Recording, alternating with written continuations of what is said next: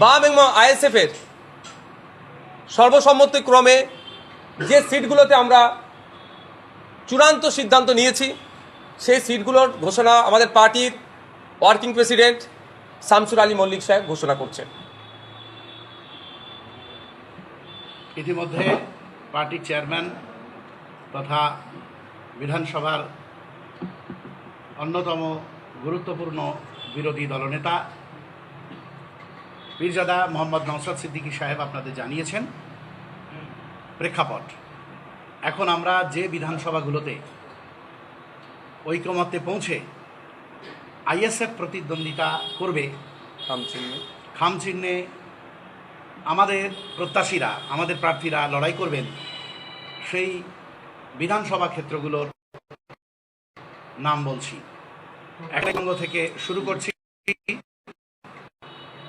মালদা জেলার ক্ষেত্রে আমরা লড়াই করছি, প্রতিদ্বন্দ্বিতা করছি 52 মোথাবাড়ি বিধানসভা এবং 53 সুজাপুর বিধানসভা কেন্দ্র।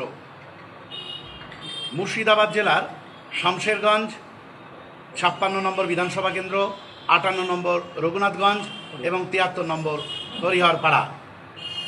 নদিয়া জেলার 79 নম্বর নাকাশিপাড়া, নম্বরটা ভুল আছে, নাকাশিপাড়া বিধানসভা কেন্দ্র, 79 নম্বর হবে না, নাকাশিপাড়া বিধানসভা কেন্দ্র। উত্তর 24 পরগনা জেলার 101 অশোকনগর, 102 আমডাঙ্গা, 118 মধ্যমগ্রাম, 120 দেগঙ্গা, 121 হাড়োয়া, 122 মিনাখা এসসি, 124 বসিরহাট উত্তর, 127 বাদুড়িয়া, 128 বাসন্তী এসসি। এবার দক্ষিণ 24 পরগনা, বাদুড়িয়া পর্যন্ত উত্তর 24 পরগনা। এবার আমরা দক্ষিণ 24 পরগনা জেলার বিধানসভা ক্ষেত্রগুলোর নাম বলছি।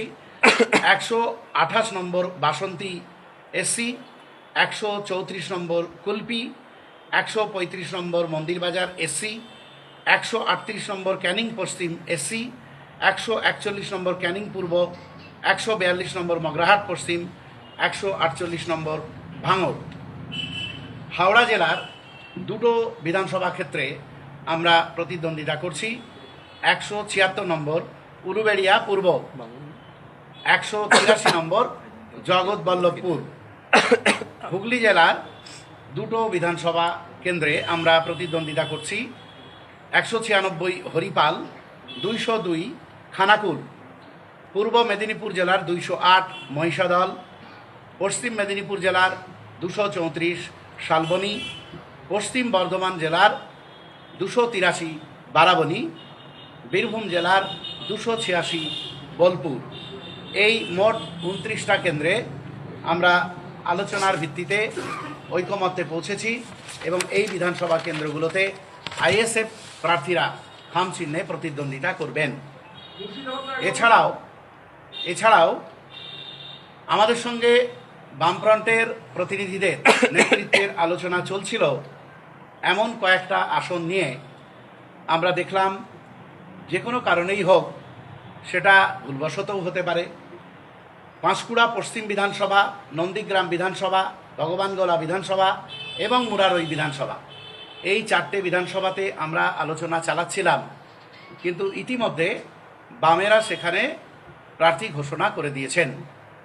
আমরা কিন্তু আপনাদের জানাচ্ছি এই সাংবাদিক সম্মেলনের মধ্য দিয়ে পাঁশকুড়া পশ্চিম বিধানসভা, নন্দীগ্রাম বিধানসভা, ভগবানগোলা বিধানসভা এবং মুরারই বিধানসভাতে আমরা প্রতিদ্বন্দ্বিতা করছি।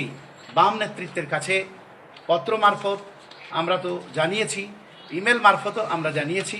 আজকে সমাজ গণমাধ্যম এবং সংবাদ মাধ্যমের মাধ্যমে আমরা জানাতে চাই যে 4টে আসন নিয়ে আলোচনা চলছিল, আমরা যে 4টে আসনে প্রতিদ্বন্দ্বিতা করতে চাই, এই 4টে আসনে আপনারা ঘোষণা করলেও যাতে আপনারা প্রার্থী না দেন, এই অনুরোধ আপনাদের কাছে আমরা রাখছি।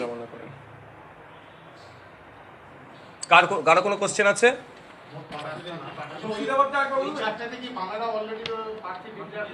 জি, আমাদের আলোচনা চলছিল, আলোচনা চূড়ান্ত না হওয়ার পূর্বেই ঘোষণা করেছেন। আমরাও ঘোষণা করছি, আমরা আশা করব আমাদের পক্ষ থেকে এই 4টি সিটে মনোনয়ন দেওয়া থেকে তারা বিরত থাকবে। আমরা আপনাদের মাধ্যমে সাধারণ মানুষকেও একটু বার্তা দিতে চাই, গত নির্বাচন তথা 2021 নির্বাচনে আমরা সারা রাজ্যে যে সিটে কন্টেস্ট করেছি, এই 5 বছর সাংগঠনিকভাবে শক্তিশালী হওয়ার পরেও অনেক ক্ষেত্রে বামেদের পক্ষ থেকে যে সিটগুলো চাওয়া হয়েছিল, আমরাও সেগুলো সেম ক্লেম করার পরেও আমরা সেখান থেকে পিছিয়ে এসেছি। বামেদের বা ঐক্যবদ্ধ স্বার্থে আমরা সেটাকে ছেড়েছি। আমরা টোটাল বামেদের সাথে সহমত সম্পূর্ণ হয়েছে, যেটা চূড়ান্ত হয়েছে, সেই সিট সংখ্যা হচ্ছে 29টি। আর যে 4টে সিটের আমাদের ওয়ার্কিং প্রেসিডেন্ট ঘোষণা করলেন, পাঁশকুড়া পশ্চিম, নন্দীগ্রাম, ভগবানগোলা, মুরারয়, এই 4টে সিট নিয়ে আমরা 33টা সিটে এই পর্যায়ে আমরা আজকে ঘোষণা করছি। এবার হাইকোর্টের বার অ্যাসোসিয়েশনের নির্বাচন, হাইকোর্ট ক্লাবের নির্বাচন, দুই জায়গায় বিজেপি বিপুল সংখ্যা গরিষ্ঠতা নিয়ে জয় হয়েছে। বার কাউন্সিলের নির্বাচন চলছে, হয়ে গেছে 10 তারিখে, 9-10 দুদিনের নির্বাচন, সেটাও আমরা বিপুল ভাবে জিতে আসব। আমরা এই হাইকোর্টের সামনে দাঁড়িয়ে এখানে জয়লাভ করেছি। সবকটা আসনে, প্রায় যতগুলো বড় আসন সবকটা, সেক্রেটারি প্রেসিডেন্ট সব পোস্টেই আমরা জিততে পেরেছি এখানে। এই যে জয়ের সূচনা, আপনি কিন্তু ওই বলে না কলের চাকা ঘুরে, তো চাকা ঠিক বাম জামানা এভাবেই ঘুরেছিল। এই সূচনা কিন্তু বামেদের হারার সূচনা কিন্তু এই লালবাড়ি থেকেই শুরু হয়েছিল। আবার দেখুন সেই জায়গায় তৃণমূলের হারার সূচনা কিন্তু এই লালবাড়ি থেকেই হয়েছে। বার কাউন্সিল, বার অ্যাসোসিয়েশন দুটোই বিজেপির প্রার্থীরা জয়লাভ করেছে। আজকে সংখ্যাগরিষ্ঠতায় কিন্তু এই বাড়িতে আনবে। আগামী দিনে এই ট্র্যাডিশনই কন্টিনিউ করবে, কারণ এটা হচ্ছে বুদ্ধিজীবী লোক। আমরা মনে করি আমরা বুদ্ধিজীবী মহল, আমরা ইন্টেলেকচুয়ালদেরকে রিপ্রেজেন্ট করি। তো যখন হাইকোর্টের যারা আইনজীবীরা মনে করছে যে এই দুর্নীতিগ্রস্ত, এই লুটের সরকার, এই যে পিসি ভাইপোর সরকার, এটা দরকার নেই। এটা তো কোনো দল না, তৃণমূল তো রাজনৈতিক দলই না, এটা তো একটা পারিবারিক দল, কোম্পানিও না, এটা পরিবার। কি আছে পিসি ভাইপো ছাড়া আর 3 নম্বর নেতা কে আছে বলুন তো? কেউ আছে? কাউকে খুঁজে পাবেন না। তো এটা একটা পরিবারের দল। তো এই পরিবারের দল এখান থেকে সূচনা হয়ে গেছে। আর আগামী দিনে এর প্রভাব আপনারা যেদিনই নির্বাচন ঘোষণা হবে দেখবেন, বিপুল সংখ্যা গরিষ্ঠতা নিয়ে বিজেপি কিন্তু পুরো পশ্চিমবঙ্গ এবার দখল করবে। 26 বিধানসভা মুখ্যমন্ত্রীর মুখ কে হবে? সেটা দল তয় করবে। এটা তো পরিবারের, শুনুন তৃণমূলে আপনি আজকে মমতা ব্যানার্জি, তারপরে অভিষেক, তারপরে এরপরে তৃণমূলের সভানেত্রী বা সভা নেতা কে হবে সেটা আপনি যে বলে না, কে হবে আপনি বলতে পারেন? আমি বলে দেবো কে হবে বলুন তো।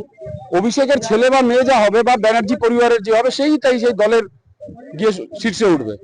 বিজেপিতে আপনি নীতিন নবীনের নাম জানতেন, যিনি আজকে আমাদের মাননীয় সর্বভারতীয় সভাপতি, তার নাম কজন জানতো? নীতিন নবীন। একটা বিহার থেকে আসা একজন এমএলএ বিজেপিতে সর্বভারতীয় সভাপতি হতে পারে। তো বিজেপি তো কর্মীদের দল, এটা ভারতীয় জনতা পার্টি। আগে ভারত, তারপরে জনগণ, তারপরে দল। দল ঠিক করে, এখানে লোকের কোনো মূল্যই নেই। কে হবে না হবে, আগে সংখ্যাগরিষ্ঠতা আসুক, দল ঠিক করবে কে হবে। আমরা তো 17-18টা রাজ্যে সরকার চালাচ্ছি এভাবে। তো এটা নিয়ে কোনো বিভেদ, কোনো সৃষ্টি হয় না। এটা দলই শেষ, দল শেষ কথা। দল আর দেশ, এর বাইরে বিজেপির কোনো কথা হতে পারে না। ধন্যবাদ। অজিত কুমার মিশ্র, ভারতীয় জনতা পার্টি স্টেট লিগাল সেলের কো-কনভেনর।